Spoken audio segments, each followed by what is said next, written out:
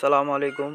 হাঁসের ডিমগুলো আপনারা সুন্দরভাবে পরিষ্কার করে নেবেন এবং ধানের গুঁড়ো মোটা করে দিয়ে দিবেন, যাতে করে ডিম এক জায়গা থেকে আরেক জায়গায় সরে না যায়। যেহেতু 6 ঘন্টা বা 8 ঘন্টা পর ডিমগুলো ঘুরিয়ে দিতে হয়, তো সেক্ষেত্রে আপনারা ডিমগুলো মার্ক করে নেবেন।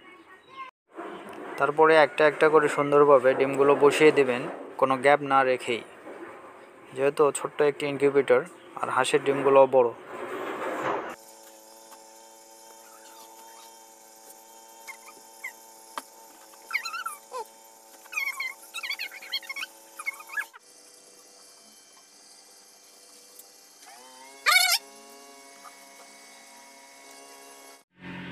সুন্দরভাবে ডিমগুলো সাজানো হয়ে গেলে তারপরে ছোট্ট একটি পানির পটে আপনারা লাইটের নিচে পানিটা রেখে দেবেন আর্দ্রতার জন্য।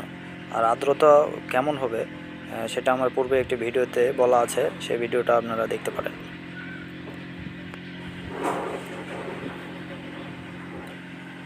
তারপরে আপনারা সুন্দরভাবে ঝাপটা লাগিয়ে দিবেন।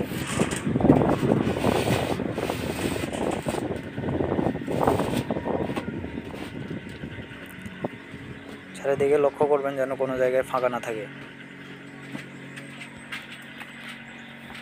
টেম্পারেচার 37.2 থেকে 37.8 পর্যন্ত।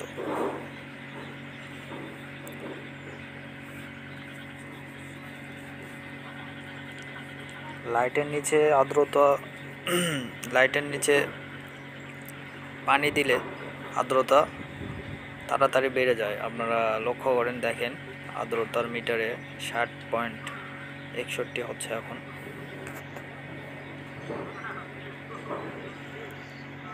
এভাবে আস্তে আস্তে আর্দ্রতা বেড়ে যাচ্ছে। আপনারা আর্দ্রতা বাড়ানোর জন্য লাইটের নিচে পানির পাত্রে পানি রেখে দিতে পারেন বা কোনো কর্নারে দিতে পারেন। যখন গরম বেশি হবে তখন লাইটের নিচে না রেখে আপনারা কর্নারে রাখতে পারেন। সবাইকে ধন্যবাদ ভিডিওটি দেখার জন্য।